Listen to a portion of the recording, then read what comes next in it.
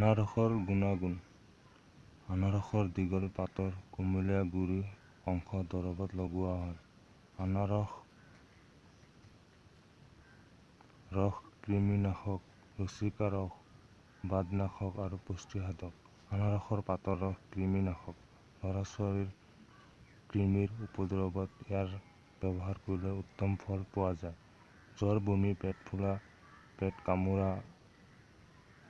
কামোৰা আৰু কৃমিৰ বাবে মূৰ্ছা গ'লে আনাৰসৰ পাতৰ ৰস ব্যৱহাৰ কৰিব লাগে। দিনে ৩ বাৰকৈ প্ৰতি বাৰত ১ টোলাকৈ কৃমিৰ প্ৰতিৰোধক হিচাপে ল'ৰা-ছোৱালীক খুৱাব লাগে।